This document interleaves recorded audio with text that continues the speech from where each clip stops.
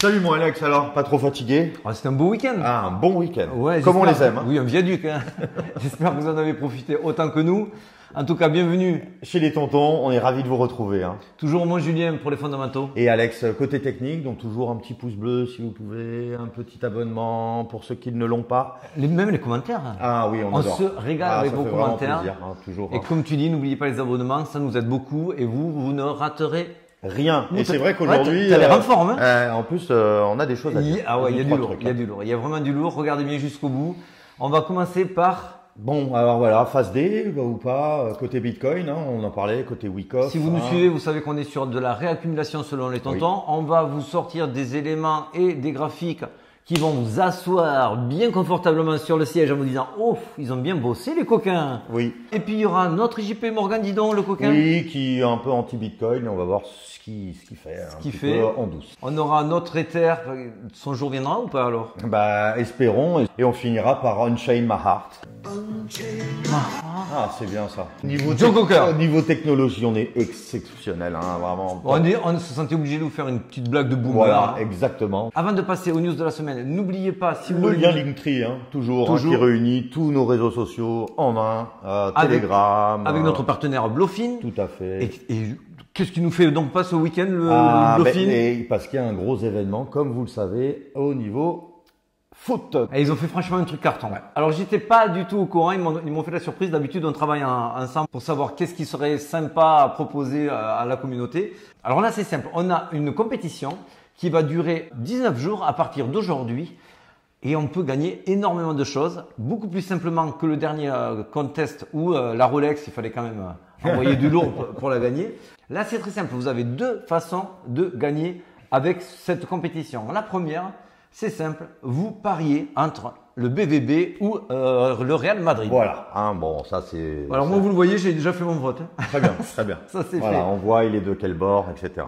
Alors, pour cette partie-là, vous pouvez voter à chaque fois que vous gagnez un jeton et vous pouvez cumuler vos votes. Donc, ce n'est pas juste réservé à un vote. Donc, moi, ici, je vais essayer de le cumuler un maximum pour pouvoir avoir plus de rewards. Puisqu'à la fin, on se partagera entre les traders Blofin 100 000 $. Si bien sûr le Real gagne, parce que par contre s'il gagne pas, exactement. Et c'est vrai que c'est très très bien ce que tu disais, ça se cumule. Ça se cumule. Ah donc ça c'est. Et alors comment gagner ces jetons? C'est très simple. Vous déposez, donc vous pouvez gagner un jeton. Donc là c'est 500 balles. Si vous déposez 500 balles, vous pouvez le faire 10 fois ça. C'est déjà 10 points, c'est déjà pas mal. Si tu trades à chaque fois que tu fais un trade qui génère plus de 10 000 de volume, et ça peut aller vite avec les leviers, c'est encore un point. Si tu invites des amis, c'est pareil. Alors ça, c'est limité à 5. C'est encore un point de plus.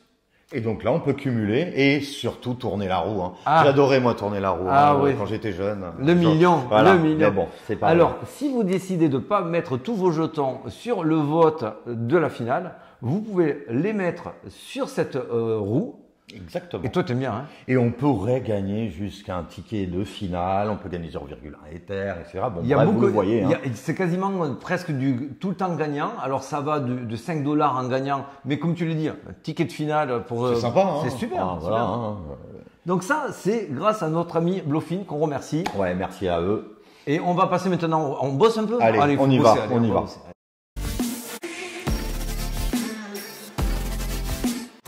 Bon. Alors, oui, effectivement, Bitcoin a dévissé, vous le savez toujours. Hein, pour un Bitcoin, ça divise de 2 pour les autres. Voilà, en plus, on a une dominance, on avait parlé la semaine dernière, toujours encore un peu haute, qu'on veut voir diminuer, donc forcément, tout de suite, ça part en bain de sang. Mais pourquoi, tonton, alors ça remonte pas alors que le Bitcoin est en train de remonter?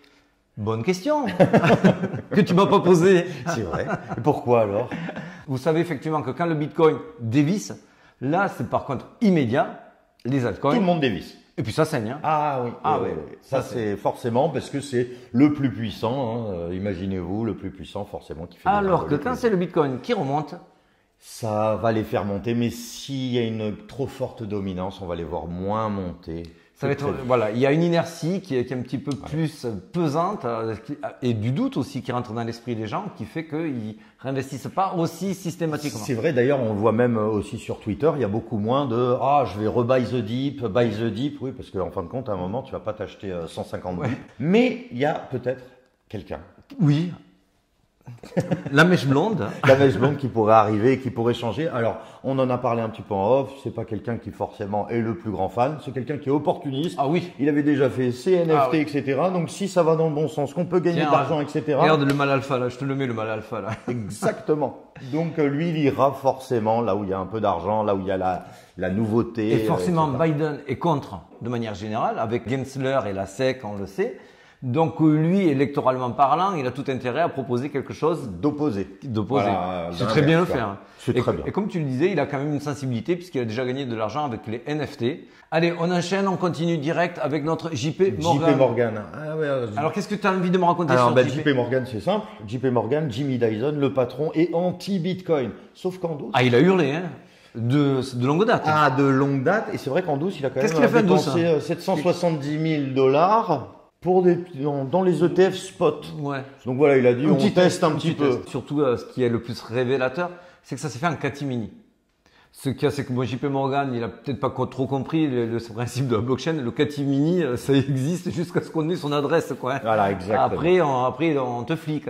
Et donc là, ils se sont rendus compte qu'ils commençaient à acheter, quand même. Exactement. Et c'est pas le seul. Il y a aussi Wells Fargo, aussi des grosses institutions. Oui, ouais, exact. Donc vraiment, c'est très positif. Et surtout, comme tu le disais à juste titre, ils s'en vendent pas trop. Non. Ça, c'est bien.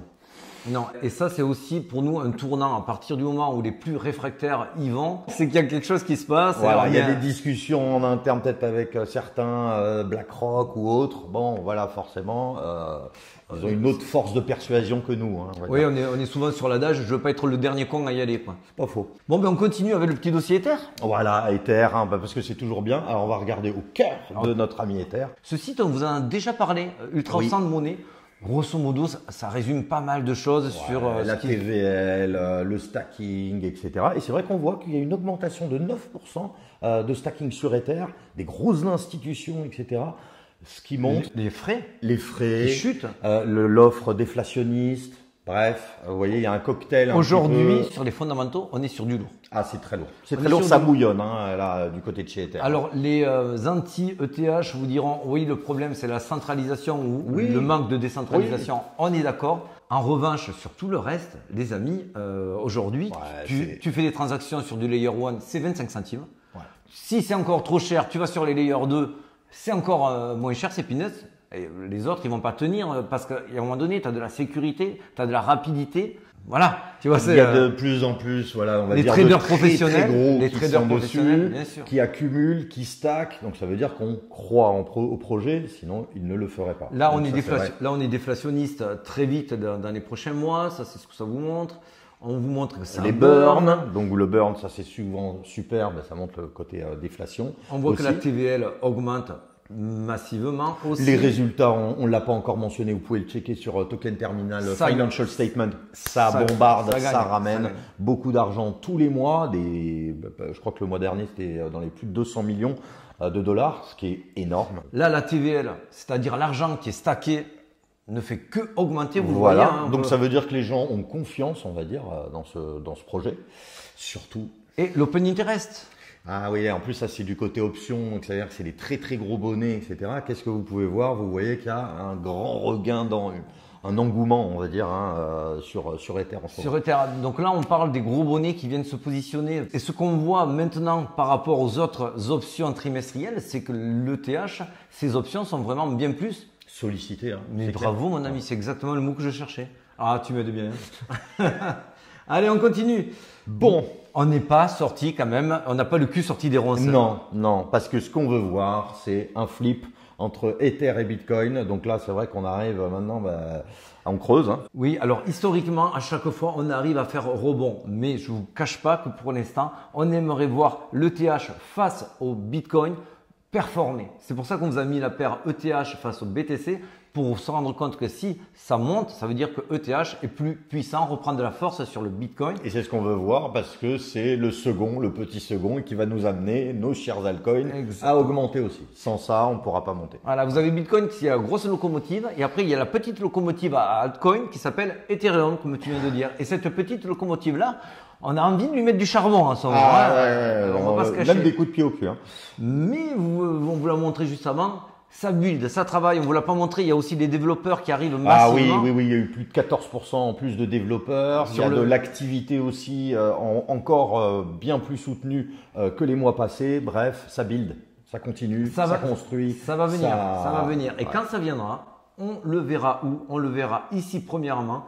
Là, on passera au-dessus des 50. Dès qu'on passera au-dessus des 50, vous allez voir, là, on va souffler, on va être bien. Tant qu'on n'a pas passé les 50, pour l'instant, on voit que ça arrive, mais notre portefeuille n'explose pas. Voilà, exactement. Par contre, ce qui est très bien, c'est qu'on voit que des creux ascendants. Donc ça, c'est toujours bien. On l'avait dit la dernière fois, la semaine dernière. Mais c'est ça qu'il faut qu'on voit, dans tous les cas, pour pouvoir… Et ça se validera quand on arrivera à casser ce fanion vers le nord. Et là, on aura un afflux massif qui certainement sera combiné avec une dominance du Bitcoin qui baissera, qui est aujourd'hui à 55, qui est bien trop élevée. Donc une dominance 55, ça veut dire que massivement et majoritairement, l'argent qui rentre va d'abord sur le Bitcoin avant d'aller sur les altcoins. Il faudra avoir un petit flip là-dessus pour que le Bitcoin range un petit peu et se calme pour laisser de la place à nos altcoins. On continue avec l'analyse du Bitcoin. Mais oui, mon ami. Alors très vite, ça c'est super. On est revenu dans le neutre, 52. Ça c'est… ce qu'on veut voir. Hein. Oui, c'est ce qu'on veut voir parce qu'on est quand même au-dessus des 60 000, même 62 000. Ouais. Et on est revenu dans le neutre. Alors qu'il y a quelques jours, à la même hauteur du Bitcoin, on était plutôt dans le grid, voire extrême grid. Ça c'est bien, neutre, on ne sait pas trop, ça va baisser, ça va monter, je ne sais pas trop ce que j'en pense. Super. Ce flou-là, c'est exactement ce qu'il faut. C'est le but de Wyckoff. Wyckoff va vous mettre des low kicks maximum pour vous enlever vos leviers, sortir du train et une fois que tout le monde sera dégoûté… Une fois que vous êtes à la piscine en disant c'est bon, ça me saoule, ben vous verrez, c'est là où ça va monter. Ça nous amène sur ce graphique. Voilà, le Cumulative Value Days Destroy, le CVDD. Alors, on va vous expliquer très sommairement et le plus simplement possible ce qu'est ce CVD. Alors moi, je vais te lire. C'est pas JCVD. Je vais te lire. Oui, non. Moi, je vais te lire le truc que j'ai noté et toi, tu vas le retraduire, d'accord? Allez, vas-y. Alors, ça mesure la valeur totale des bitcoins détruits ou transférés, multipliée par le nombre de jours pendant lesquels ces bitcoins ont été inactifs. Ça nous montre les indications sur le comportement des détenteurs et les tendances du marché. Alors d'abord, qu'est-ce qu'un coin day destroyed? Là, c'est le Bitcoin, donc Bitcoin day destroyed. Il compte en fait le nombre de jours à partir du moment où vous avez un portefeuille, une adresse et que vous achetez du Bitcoin et que vous n'y touchez plus. Pendant que vous n'y touchez plus, il y a un compteur qui démarre de 1 jour, 2 jours, 3 jours et qui s'incrémente tant que vous n'y touchez pas. Donc à partir du moment où vous sortez, où vous touchez à votre adresse, c'est annulé et on repart à zéro et on recommence. Et là, il regarde combien de fois ça a été destroyed, combien de fois ce compteur est repassé à zéro. Plus il y aura des spikes vers le nord, plus il y aura de l'activité de personnes qui touchent à leur portefeuille. Exactement. Et souvent, là, on voit qu'il y a eu les long term holders qui ont pris des profits, etc. Ou qui réaccumulent là en ce moment. Mais ce que ça nous montre que ça y est, les gros portefeuilles ont pris une partie de leurs profits. Et que généralement, quand ça bouge comme ça, c'est annonciateur. Regardez, à chaque fois, les premières spikes sont toujours le prémisse. Et on voit bien plus ce qui se produit après, puisque au début, il y a beaucoup d'activités qui se passent, mais ce n'est pas fini, c'est juste le début. Donc là, ça réveille les gens, mais c'est qu'un réveil. Et c'est vrai qu'on a fait des calculs, on a regardé, voilà, en gros, c'est dans les 5 mois à peu près. Sur les premières spikes. Voilà, sur les premières spikes. Donc ça veut dire quoi? Par exemple, là, ici, première spike, ici, l'ATH, 4 mois, 5 mois plus tard. Ici, première spike, ici, août 2017, on se retrouve sur l'ATH en décembre 2017. Ici, je vous le fais pareil. Donc ici, on est sur du décembre. L'ATH était en avril. Là, aujourd'hui, on est sur une spike qui est en mars. Si on est sur la même inertie… Avril, mai, juin, juillet, août… Alors, peut-être les 2 mois d'été, ça nous basculerait sur les 2 mois finaux après l'été. Ouais. Et ça correspond quand même à ce qu'on dit depuis un certain temps. Voilà, donc nous on disait vraiment fin d'année, etc. Donc ça veut dire, on va dire à l'automne, il faut bien le regarder quand même, on vous tiendra informé. À la faveur de l'automne. Voilà, mais en tout cas c'est super. Ça y est, il vient de l'avoir. Mais en tout cas, voilà. Ces raccords, c'est encore une donnée. C'est pour ça qu'on vous a titré le on-chain, parce que pour nous, le on-chain est bien plus puissant que de la technique sur du long terme. Oui. Alors, on ne parle pas de court terme, bien évidemment, mais sur du long terme, c'est puissant. Ça nous permet de nous donner, on va dire, des traces et de pouvoir les comparer et de pouvoir se projeter, on va dire, on n'a pas le jour précis, mais ça nous permet d'avoir dans la tête de se dire d'ici 3-4 mois, hein, tu l'as en tête. Hein. Et donc, si il y a des hausses qui sont attendues après ces spikes-là, ça veut dire que pour nous, ça conforte notre scénario qu'on n'est pas en distribution, mais qu'on serait bien du coup en réaccumulation. En effet. Réaccumulation, c'est la semaine dernière, on vous s'était quitté en vous disant, même c'est toi qui l'avais dit, moi probablement, je sens le retest, le test. Ah ouais, et là c'est un très beau retest. Alors qu'est-ce qui s'est passé? Allez, vas-y, montre-moi ça. Allez, je t'enlève le violet. Boum. Eh ben donc on a rebondi, hein, voilà, hein, on a rebondi où il fallait rebondir. À un moment donné, les gars, vous suivez pas quoi. Hein, bon, allez, on continue. Donc pourquoi on est pour nous sur de la réaccumulation? Pour deux raisons principales. Alors la première, allez, on va vous remettre le graphique. Est-ce qu'il t'en reste dans les poches? Non, il n'y a plus rien. Il n'y a plus rien. Allez, explique-moi ce que c'est ce graphique pour ceux qui nous rejoignent. C'est la supply, donc on va dire c'est le stock disponible sur les exchanges. Combien je peux en acheter là actuellement? On voit qu'il est à un niveau historiquement bas. Voilà, on est très très bas, donc il reste plus grand chose. Alors comment vous faire comprendre que si on est sur de la distribution, on doit les retrouver dans les exchanges, ces bitcoins qui sont distribués. Oui, voilà. Et puis comme on dit, distribuer veut dire je les mets à disposition, donc ça devrait grossir le stock. S'il y a de la pression vendeuse, il y a de moins en moins d'acheteurs qui les veulent, donc du coup le stock dans les exchanges augmente. Je vous montre ce qui s'est passé au dernier bull run, notamment sur juste après le premier ATH qui était le vrai ATH selon nous et selon le on-chain. Vous voyez la ligne bleue, là on est, désolé, c'est Quant, il ne donne pas plus de data antérieure. Mais on voit que sur le mois de mai, donc on est sur juste après le premier ATH, on voit en bleu, vous voyez comment ça augmente fortement le stock avec cette spike. Ça ne fait qu'augmenter, c'est hyper visible. On l'a sous les yeux. Là, tout le monde est d'accord pour dire sur cette période-là qu'il y a eu une vraie distribution. On était sur du Wyckoff distribution ou une distribution de Pierre-Paul Jacques, parce que chacun l'appelle comme il a envie aussi. Mais c'était de la distribution, tout le monde est d'accord là-dessus. Alors, le problème, je vous le remets. Est-ce que là, vous voyez une distribution? Normalement, ça devrait vraiment monter en disant, il n'y a plus personne qui en veut, oh mince, il va falloir que je les brade. C'est ça, hein, offre et demande. Hein. Si on a beaucoup sur le marché, ça vaut beaucoup moins cher. Et le second point, on vous le développera, si tu es gentil, la semaine prochaine. Vous avez des gros indices sur la volatilité et sur les volumes dès que vous êtes sur un ATH post-distribution. Ça, on vous le présentera la semaine prochaine. Sauf si Bitcoin nous donne tort d'ici là, et à ce moment-là, on viendra un short et un caleçon. Exactement. Oui, c'est sûr. Oui. Allez, on continue. Du coup, on s'était aussi quitté semaine dernière sur ce magnifique falling wedge. On vous avait mis un petit red flag, c'était les mots, en vous disant attention, ça vient de crosser ici. Ouais. Donc, il y avait un essoufflement des bulls. On l'a vu sur la semaine qui vient de se clôturer. Effectivement, on a eu cet essoufflement-là. Mais pour moi, c'était pas vraiment grave, c'était nos mots de la semaine dernière, puisque derrière, on a quand même ce falling wedge à concrétiser et on avait un très beau hammer qui n'a pas du tout été invalidé par cette bougie-là qui vient de se clôturer dimanche hier soir. Donc, on continue, on est toujours sur notre lancée de la réaccumulation. Je ne peux pas être plus clair. Est-ce que, ça va être un test qui ira plus bas ou pas? Je vais vous dire franchement, c'est pas bien grave. Moi, j'avais des ordres d'achat, vous le savez, sur Telegram, à 60 000, ils ont été pris. 60 200, c'est descendu à 61 100. Ça, je l'avais donné cadeau sur Telegram également. Je ne vous cache pas que j'en ai remis ici. Non, mais c'est classe, mais j'ai dit à ma copine, plus bas, elle n'a pas été fil. Oui, souvent, hein, ne jamais être trop gourmand, c'est pareil aussi. Bon, on fait tous des erreurs, ma chérie. Désolé. Bon, bref, donc du coup, si ça redescend dans la RLZ, vous voyez, c'est ici la RLZ. C'est pas bien grave si on est toujours dans notre scénario là. Ce qu'on veut pas voir qui nous retarderait, c'est si on refait un plus bas ici. Donc là, il faudra se questionner. Est-ce que c'était le spring ou est-ce que c'était pas le spring? Voilà, c'est ça. Est-ce qu'il y a eu de la manipulation pour nous faire croire à quelque chose ou pas? Ou est-ce qu'on part en distribution? Mais pour moi, aujourd'hui, on est mis pile dans le plan. Il n'y a aucune raison que je vous dise quoi que ce soit. Quand j'entends encore, certains se reconnaîtront du 32K. Les gars, faut être sérieux à un moment donné. C'est le coût de production, on est à 70 000 pour certains mineurs.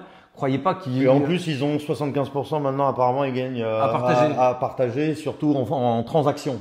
Donc voilà, grosse. On terminera juste en vous montrant aussi que les whales, on a l'impression qu'ils réattaquent un cycle de rachat. Les fameuses qu'on disait tout à l'heure un peu réaccumulation. C'est-à-dire qu'ils ont vendu un peu les long term holders et là ils se sont dit là maintenant on va passer sur la réaccumulation, etc. Voilà, donc soyons patients, soyons courageux. Exactement. Mais pour nous, on reste de toute façon dans notre scénario. Ouais. Et le meilleur est à venir. Espérons. En tout cas, c'est ce qu'on pense. À la semaine prochaine. Allez, ciao. Et à très vite sur Telegram. Ciao, ciao. Oh, je te fais la bise. Allez. Allez. Ciao, les amis. Ciao les amis. Bye.